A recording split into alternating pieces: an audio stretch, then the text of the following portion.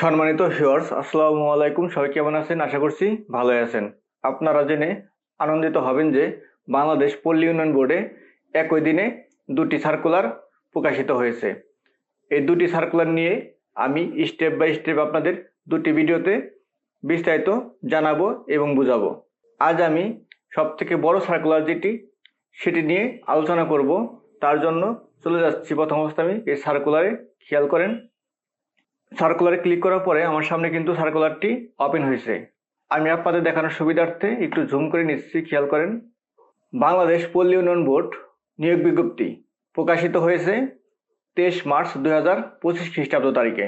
বাংলাদেশ পল্লী উন্নয়ন বোর্ডের রাজস্ব বাজেটভুক্ত শূন্য পদে বিধি মোতাবেক সরকারি জনবল নিয়োগের জন্য নিম্নবর্ণিত পদসমূহে বাংলাদেশের স্থায়ী নাগরিকদের নিকট থেকে নিম্নোক্ত শর্তে brdb.teletalk.com.bd ওয়েবসাইটে নির্ধারিত সময়ের মধ্যে অনলাইনে আবেদন আহ্বান করা হচ্ছে। অনলাইন ব্যতীত কোনো প্রকার আবেদন গ্রহণ করা হবে না। এটা কিন্তু অনেক বড় একটি সার্কুলার। এই সার্কুলার নিয়ে বিস্তারিত আলোচনা করব এই ভিডিওতে। তার আগে আপনাদের কাছে আমার ছোট্ট একটি চাওয়া থাকবে, আপনি যদি আমার চ্যানেলে নতুন হয়ে থাকেন তাহলে অবশ্যই আমার আরসিসি টেক বিডি চ্যানেলটি সাবস্ক্রাইব করে পাশে বেল আইকনটি বাজিয়ে রাখবেন। এতে করে নতুন নতুন চাকরি খবরগুলো সবার আগে আপনার কাছে পৌঁছে যাবে। খেয়াল করেন, ক্রমিক নং পদের নাম, গ্রেড ও বেতন স্কেল, পদ সংখ্যা, নিম্নতম শিক্ষাগত যোগ্যতা ও অভিজ্ঞতা। 1 নম্বরে খেয়াল করেন, হিসাব রক্ষক, বেতন গ্রেড 11, 12,500 থেকে 30,230 টাকা। এটা হচ্ছে আপনার বেতন স্কেল। পদ সংখ্যা হচ্ছে 177টি, অর্থাৎ 177 জন লোক নিবে হিসাব রক্ষক পদে। যোগ্যতা হচ্ছে 2টি দ্বিতীয় বিভাগ সহ বিকম পাস হতে হবে। এখন 2 নম্বরে খেয়াল করেন, সহকারী আর্টিস্ট, গ্রেড 11, 12,500 থেকে 30,230 টাকা। এখানে কিন্তু পদ সংখ্যা একদম সীমিত, লোক নিবে অনলি একজন। শিল্পকলায় স্নাতক ডিগ্রি থাকতে হবে। এখন আসেন 3 নম্বরে, stenographer cum computer operator, grade 13, 11,000 থেকে 26,590 টাকা হচ্ছে আপনার বেতন স্কেল। পদ সংখ্যা এখানে 5 জন।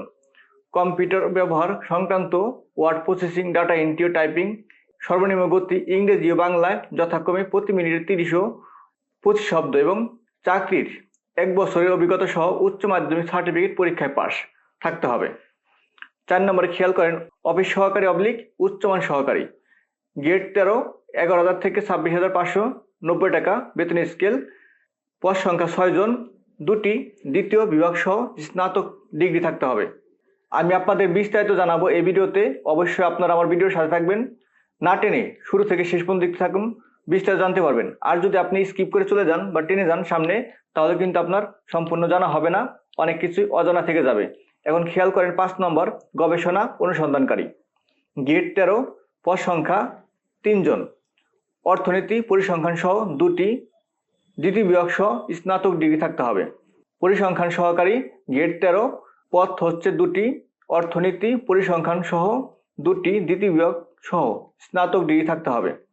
7 নম্বরে খেয়াল করেন, নিরীক্ষা সহকারী, গ্রেড 13, পদ সংখ্যা 7টি, 2টি দ্বিতীয় বিভাগ সহ বিকম পাস থাকতে হবে। 8 নম্বরে খেয়াল করেন, হিসাব সহকারী, গ্রেড 13, পদ সংখ্যা এখানে 36 জন লোক নেবে, 2টি দ্বিতীয় বিভাগ সহ বিকম পাস থাকতে হবে।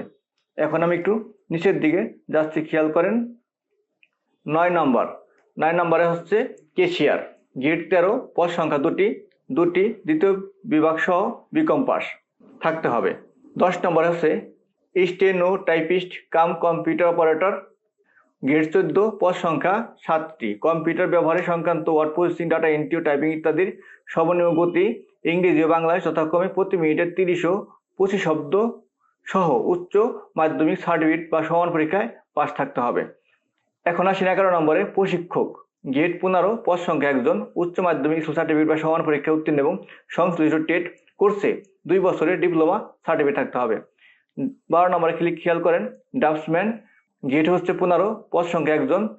তারপরে খেয়াল করেন 13 নম্বরে, অফসেট প্রিন্টিং অপারেটর, পদ সংখ্যা 1 জন, এখানে খেয়াল করেন। তারপরে হচ্ছে 14 নম্বরে, অফিস সহকারী কাম কম্পিউটার অপারেটর, এখানে পদ সংখ্যা হচ্ছে 30 জন, গ্রেড কিন্তু 16, লোক নিবে 30 জন।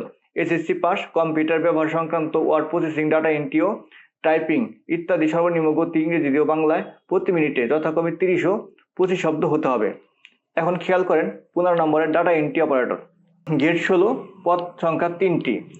তার নিচে খেয়াল করেন 16 নম্বর প্রুফ রিডার, গেট 16, পদ সংখ্যা 1টি। আমি একটু নিচে দিকে চলে যাচ্ছি, খেয়াল করেন এই যে 17 নম্বর স্টোর কিপার, লোক সংখ্যা 1 জন লোক নিবে এখানে। স্টোর কিপার হিসেবে 2 বছরের অভিজ্ঞতা সহ এসএসসি পাস থাকতে হবে। 18 নম্বর অফিস সহায়ক, গেট 20, এখানে কিন্তু লোক নিবে 50 জন, অনেকগুলো লোক নিবে অফিস সহায়ক পদে 8ম শ্রেণী পাস, অর্থাৎ আপনি 8ম শ্রেণী পাস থাকলে কিন্তু এখানে আবেদন করতে পারছেন।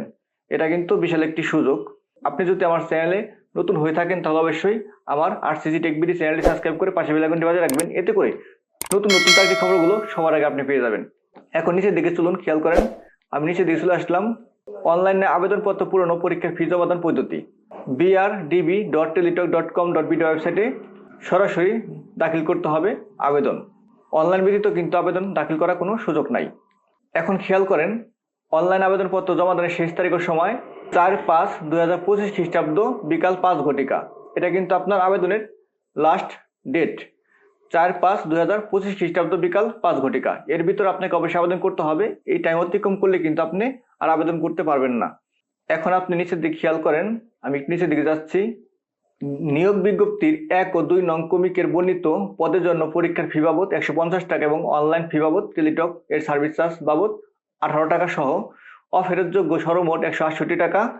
3 থেকে 17 নং ক্রমিকে বর্ণিত পদের জন্য পরীক্ষা ফি বাবদ 100 টাকা এবং অনলাইন ফি বাবদ টেলিটক সার্ভিস চার্জ বাবদ 12 টাকা সহ অফেরতযোগ্য সর্বমোট 112 টাকা এবং 18 নং ক্রমিকে বর্ণিত পদের জন্য পরীক্ষা ফি বাবদ 50 টাকা এবং অনলাইন ফি বা টেলিটক এর সার্ভিস চার্জ বাবদ 6 টাকা সহ অফেরতযোগ্য সর্বমোট 56 টাকা অনধিক 72 ঘন্টার মধ্যে জমা দিবেন। অর্থাৎ আপনি যে টাইমে আবেদনটা সাবমিট করলেন সেই টাইম হতে 72 ঘন্টার ভিতরে আপনাকে আবেদনের পেমেন্ট সম্পূর্ণ করতে হবে। যথাসময়ে পেমেন্ট সম্পূর্ণ না হলে কিন্তু আপনার আবেদনটি অটোমেটিকলি বাতিল হয়ে যাবে। এসএমএস দেওয়ার জন্য আপনার প্রয়োজন হবে সর্বপ্রথম একটি টেলিটক সিম। টেলিটক সিমের এসএমএস অপশনে গিয়ে লিখবেন BRDB space user ID. User ID পাবেন আপনার অ্যাপ্লিকেশন কপিতে। আপনি যে অ্যাপ্লিকেশন সাবমিট দিবেন সেই অ্যাপ্লিকেশন কপিতে একটি ইউজার আইডি থাকবে, সেই ইউজার আইডি লিখে সেন্ড করবেন 16-3-2 নম্বরে। Example BRDB space user ID send 16-3-2 নম্বর। প্রথম এসএমএস সেন্ড হওয়ার পরে ফিরতে আপনাকে একটি এসএমএস দেওয়া হবে পিন নম্বর সম্বলিত, সেই পিন নম্বর দিয়ে পুনরায় আপনাকে দ্বিতীয় এসএমএস করতে হবে।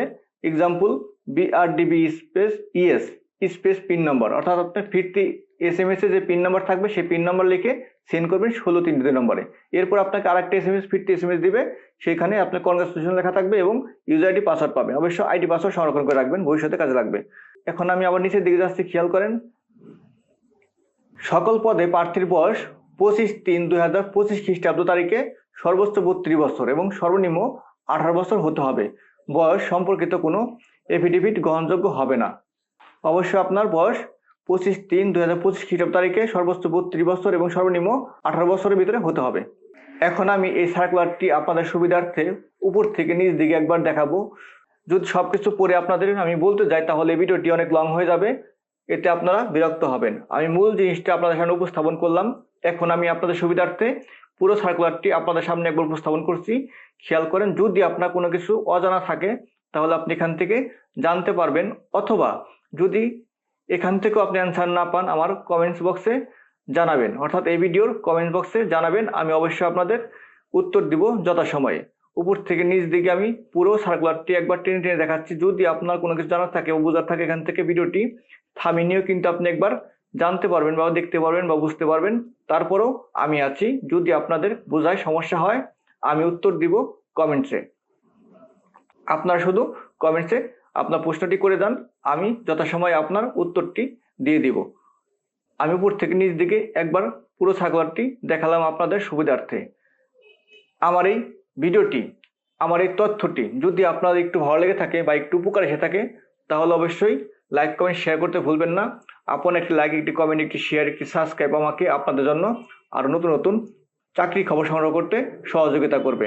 আর আপনি যদি আমার চ্যানেলে নতুন হয়ে থাকেন তাহলে অবশ্যই সাবস্ক্রাইব করতে ভুলবেন না। আপনার প্রয়োজনীয় ভিডিওটি আপনি যথাসময় পেয়ে যাবেন। ধন্যবাদ, ভালো থাকবেন। আবার আসবো আপনাদের জন্য নতুন কোনো ভিডিও নিয়ে।